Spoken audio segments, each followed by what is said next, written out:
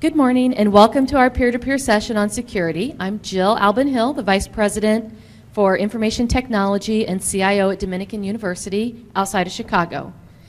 As you know, our world is changing and security is ever more important to campuses. The infrastructure environment has to take into consideration that we need a secure, available, reliable technology platforms, and security has to be part of that comprehensive planning. Experts suggest by 2017, 40% of enterprise contact information will have leaked out onto the internet through Facebook and through employee mobile devices. On Monday, CDW's expert shared with us that over the last 30 days, there's been 27 places reported for a security event and 1.2 million records affected. So what that taught us was that a breach is inevitable. Sadiq shared that their research shows that the top 4 causes for those breaches are number 1, gaps in patch management, number 2, bad passwords, number 3, arbitrary trust, or when you use multiple accounts for the same thing or for different systems, and number 4, phishing. So this morning we're going to listen to 2 colleagues share their security innovations and strategies to implementing successful security IT ecosystems. So please join me in welcoming Sue Talley and Jane LeClaire.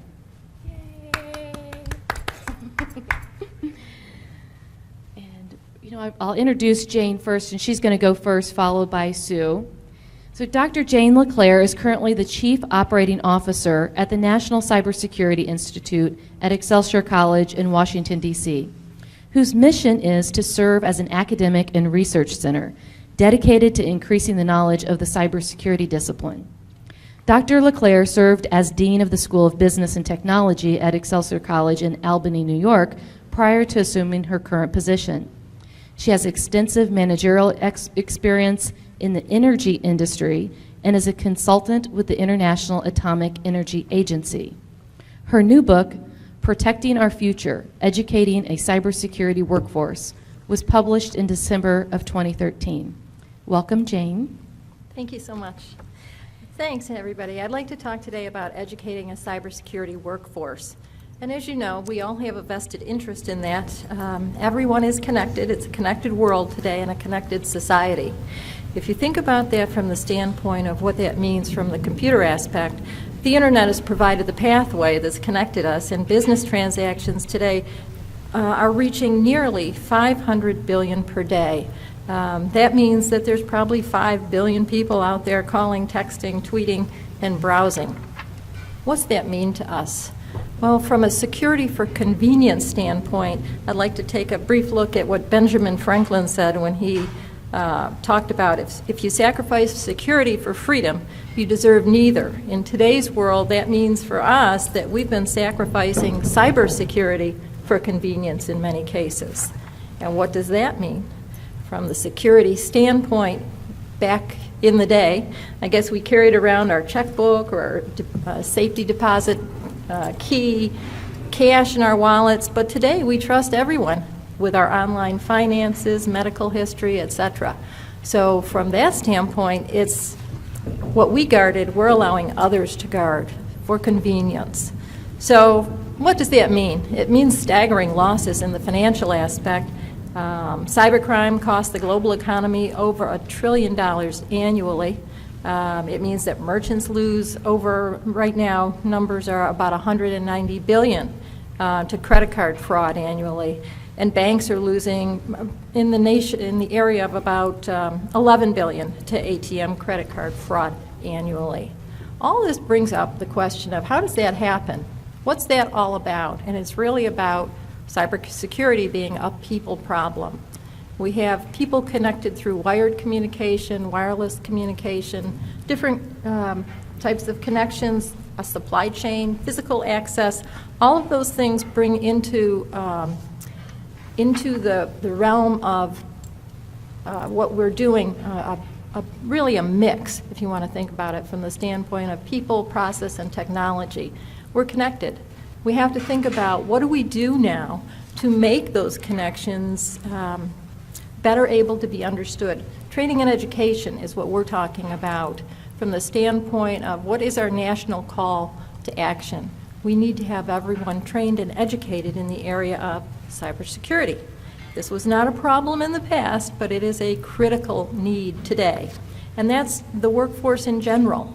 That's not having a cyber department or an IT department, as I hear so many people say. That's covered. We've got a department that does that. We don't need that training. We don't need to know any more about it. That's taken care of. We have to change that way of thinking if we're going to really make any progress in this area. To that effect, the National Cybersecurity Workforce Framework has been working with government, private industry, and academia to develop a way to categorize and codify the different cyber areas out there so that we can identify the different professions that are out there, the knowledge, skills, and attitudes needed in each of those areas so that people can start to identify and have a common taxonomy. This can be used then for workforce planning, for recruitment and selection, for training and development, and for succession planning. And it really allows us to identify, regardless of the organization or the job titles or even, what are the different conventions, that we can now identify what's done under those titles. And that's what we'll need to do if we're to move forward. Well, how does the National Cybersecurity Institute play into this? As the COO at NCI, we were created really to meet the call to action for our country and for anyone else really who needs the help that we can provide. We are a nonprofit agency working for conducting research, promoting educational and training opportunities, and really becoming a national resource for today's workforce. We think about the numbers that we've heard here at the conference over the past couple of days. You can hear anywhere from 50,000 to 200,000 people needed. And that's probably right in the realm of what we really do need. That being the case, how are we going to meet that need if we aren't out there training people? And that's not just training the workforce who are in this realm, is training everybody again, because we are so interconnected. What NCI has done in the past year that we've been up and running is to try to get out there and inform people. One of the biggest things we felt we've been able to do is to develop a MOOC, a massive open online course on an intro to cybersecurity. We can therefore get a lot of people out there for no cost to get the basics of cyber. We've developed a journal, a peer-reviewed journal, so that we can get research out there in the applied area, and we can get interconnections between people in the industry and people in education. We've also done an interesting book, as you mentioned earlier, on the different structures out there.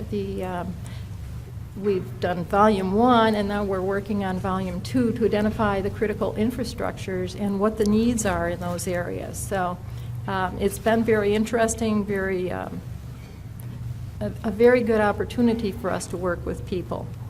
We also have a broad range of training, cybersecurity awareness, C-suite, behavioral awareness, insider threat, intelligence awareness, and we're working in the various other fields as well.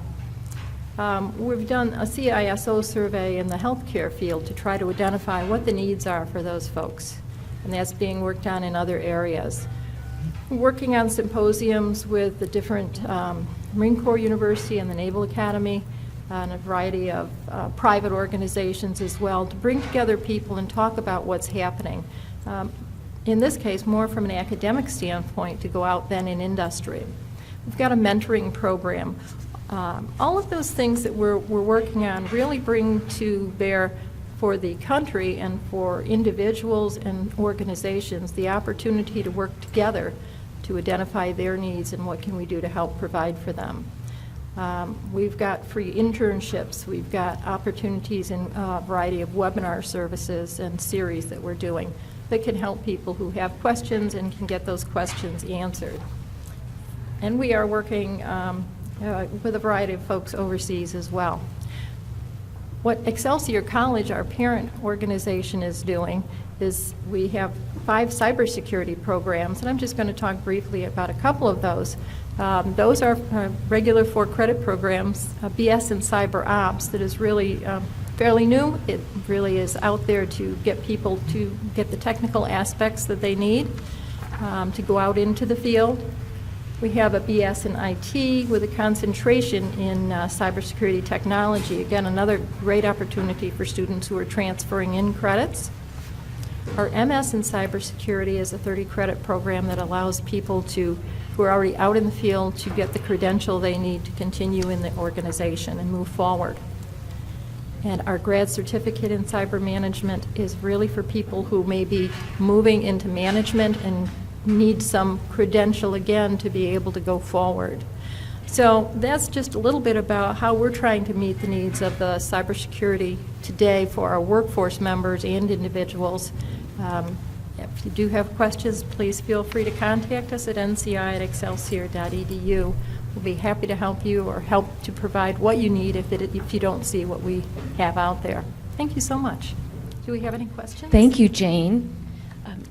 Before we take questions from the audience, let me introduce our second expert, Sue Talley. Sue is the Dean of the School of Business and Technology at Capella University, a totally online university. She leads all technology degree programs from bachelor's to doctoral levels. She has served in a variety of academic leadership positions and has more than 30 years of management and leadership experience, including nearly a decade of corporate sales and marketing work at Apple Computer. Sue has also worked for a variety of nonprofit organizations, including the National Center for Education and the Economy and the Total Information Education System. Sue is a member of the Campus Technology Editorial Board as well. Thank you, Sue, for coming. Thank you so much. I want to piggyback on what Jane has talked about because at Capella we're also a center of excellence in information assurance and security education. And much of what we do piggybacks on the last few slides of what Jane talked about, where we offer a bachelor's degree with a specialization in information assurance and security. We are announcing a new master's degree in information assurance and security that will have 2 specializations in digital forensics and in network defense. Within our PhD IT program, we also have a specialty area within information assurance and security. So, as Jane said, the demand for security professionals is very high, and these programs have a large number of people in them. A lot of people who are former military individuals moving into the field because they already have security clearances, as well as individuals in the field who may already hold a CISSP certification and recognize that they need additional education, oftentimes because their employers are requesting that they have either a bachelor's degree or a master's degree to move forward in the organization. In addition to that, so we have those programs. One of our differences, I think, from a lot of other institutions is that all of our courses are totally online, so that means we had to figure out how to virtualize all the resources. I just did a presentation at an earlier session on cybersecurity education that talked a lot about how we virtualized those resources and made them available to our students to use, so that things like NCASE, which is a very popular digital forensics tool, is available through the virtual environment to our students, and they have access to that 24/7, 365. Beyond that, though, one of the things that as a totally online university we have to do is we have to secure our own environment and make sure that our own environment is protected. So piggybacking on what Jane said about things that you need to do, I thought I'd explain what an actual organization has had to do to make sure that we are secure. So I think one of the more important things that we do is require all employees, and this is part of employment, you must finish this. So in addition to your usual ethics exam and training, we also have security training that takes place annually. The scenarios change from year to year about what they're quizzed on. Oftentimes this is about BYOD or as one of the newer things, but also about the use of internet tools while you're at work, some of the kinds of things that are problems in a lot of organizations. So we go through those. We also talk about appropriate release of information. We also have a very rigorous security policy that is available for all employees to look at. It's something that you need to look at as a brand new employee So we've tried to do all the things that you need to do to work with people and help them to understand why security is so important. In addition to that, obviously, we have to do all of the other sort of physical security pieces. So even though we don't have a campus, we do have a primary building in downtown Minneapolis, and in order to enter any of the floors, you have to have a key card. Visitors get key cards from the reception area, so all areas are closed. One of the new things that we're adding to security training is what happens if there is an active shooter in the building, and making sure that we're dealing with the security aspects of that. We don't anticipate that we would need that, but there was a local company in Minneapolis that had that happen. So we wanted to make sure that people were trained and that they knew what to do in those circumstances. All of our other systems can only be accessed behind the firewall and with an ID and password. So all students, all staff, anything that they're accessing, it's ID and password protected. We also have a fairly rigorous level of permissions for access to data that is being used by Capella. So most files have a set of permissions on them that determine who is allowed to access that information and what they can do with that information. All of our laptops are set up. I couldn't bring a laptop to this presentation because mine wouldn't have done anything for me because I can't add a memory stick. It doesn't have a CD drive. So everything is already set up so that we try to protect against people being able to either add things to the systems or to extract things from the systems that they're not supposed to. We also have fairly rigorous, we track which files are taken out and who's taken them out and where they've gone to. So currently, the one opening that we know we have, that I probably shouldn't announce publicly, but we're working on correcting it, so I guess it's okay, and that's we know that you can email files to yourself, and we don't really want to stop that because there are instances where we really need to be able to transport things to other places, but currently that's a possible hole in the security system, and there are some things we want to do about being able to put files into secure locations that you can access them from. Others might be able to access them from there, and we have more protection over files overall. We have the usual sets of things. We have, on our email systems, we have protection against spam, and I don't get very much spam, so I know it must be working quite well because on all my other accounts, my personal accounts, I get a lot of spam, no matter what I do. And we also have protection against phishing, so a lot of the email that's sent in, it has to be a trusted source, and if they try to phish us, the first person who recognizes it reports it, and then emails go out to explain to people that that's something they shouldn't open. Every once in a while, people will try to get in to get IDs and passwords, and they'll ask a question that seems like something you should answer about updating your system or doing something that you need an ID and password sent in, and they remind everybody that they would never ask for your ID and password. So we have limitations on the size of files that can be downloaded. So in order to be able to protect against downloading of a lot of videos, very large files, the largest file that can be sent to any of our systems is 3 megabytes, so there's a lot that's been done there in terms of security. We do have a pretty straightforward BYOD process, especially for staff, so that we're allowed to add devices to the systems, use them. I use an iPhone and an iPad in addition to my laptop, and I'm able to equally as well use those systems. The one thing I wanted to point out is that one of the ways that we've secured the environment is that in order to get into anything behind our firewall, you have to use Citrix to access it. So it's not just a simple ID password system. You also have to go into another environment, the Citrix environment, and go through the protections that are given there. So we've done a lot to try to protect against that.